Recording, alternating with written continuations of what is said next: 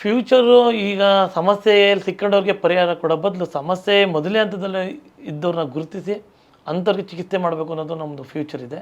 ಮತ್ತು ಮಕ್ಕಳುಗಳಲ್ಲಿ ಈ ಥರದೊಂದು ಜಾಗೃತಿಯ ಮೂಡಿಸ್ಬೇಕು ಅನ್ನೋ ಉದ್ದೇಶಕ್ಕೋಸ್ಕರ ನಾವೇ ಒಂದು ವಸತಿ ಶಾಲೆನ ಮಾಡಿ, ಯಾರು ಈ ಮಕ್ಕಳುಗಳು ಯಾವ್ದಾರ ಈ ಥರ ಒಂದು ದುಶ್ಚಟಕ್ಕೆ ಬಲಿಯಾಗಿದ್ದರೆ, ಇಲ್ಲ ಅವ್ರ ತಂದೆ ಬಲಿಯಾಗಿದ್ದರೆ, ಮತ್ತು ಈ ದುಶ್ಚಟಕ್ಕೆ ಬಲಿಯಾಗಿ ಸಿಂಗಲ್ ಪೇರೆಂಟ್ಸ್ ಆಗಿರೋ ಮಕ್ಕಳುಗಳಿಗೆ ವಸತಿ ಶಾಲೆನ ಮಾಡಿ ಅವರಿಗೆ ಒಂದು ಈ ಸಮಾಜದಲ್ಲಿ ಸಿಗುವಂಥ ಪ್ರತಿಯೊಂದು ಒಂದು ಒಳ್ಳೆಯದು ಆ ಮಕ್ಳಿಗೂ ಸಿಗಬೇಕು ಅನ್ನೋಕ್ಕೋಸ್ಕರ ಮುಂದೆ ಒಂದು ವಸತಿ ಶಾಲೆಯನ್ನು ಮಾಡಬೇಕು ಅನ್ನೋ ಉದ್ದೇಶನ ಇಟ್ಕೊಂಡಿದ್ವಿ. ವಸತಿ ಶಾಲೆ ಈಗಾಗಲೇ ನಡೀತಾ ಇದೆ ಸರ್. ನಮ್ಮದು ವಸತಿ ಶಾಲೆ ಇಲ್ಲ, ವಸತಿ ಹಾಸ್ಟೆಲ್ ಮಾತ್ರ ನಾವು ಕೊಡ್ತಾ ಇದ್ದೀವಿ. ಗ್ರಾಮಾಂತರ ಮಕ್ಕಳುಗಳಿಗೆ ಸರ್ಕಾರಿ ಶಾಲೆಯಲ್ಲಿ ಓದುವಂಥ ಮಕ್ಳಿಗೆ ಮಾತ್ರ ಕೊಡ್ತಾ ಇದ್ದೀವಿ.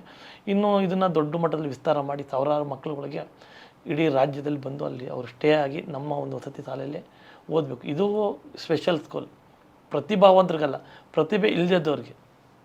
ಅದೇನು ಸರ್ ಅದು ಡಿಫ್ರೆನ್ಸ್?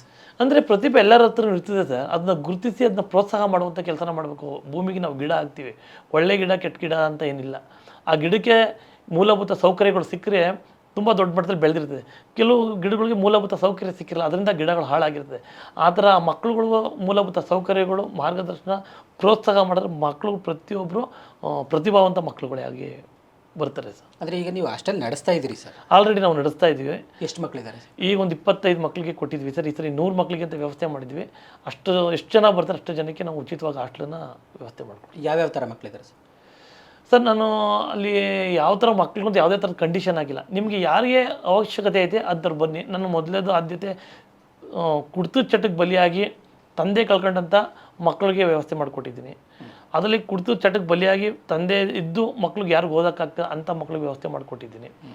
ಮತ್ತು ಅವ್ರ ಪ್ರತಿಭೆ ಇದ್ದು ನನಗೇನಾರ ಒಂದು ವ್ಯವಸ್ಥೆ ಬೇಕು ಅಂತ ಹೇಳಿದ್ರು ಅಂಥ ಮಕ್ಳುಗಳಿಗೂ ನಾವು ವ್ಯವಸ್ಥೆ ಮಾಡಿಕೊಟ್ಟಿದ್ವಿ. ನನಗೆ ಯಾರಿಗೆ ನಿಮ್ಗೆ ಏನು ಆಸಕ್ತಿ ಐತೆ ಆಸಕ್ತಿ ಇರೋ ಮಕ್ಕಳಿಗೆಲ್ಲ ವ್ಯವಸ್ಥೆ ಮಾಡಿಕೊಡ್ತಾ ಇದ್ದೀನಿ.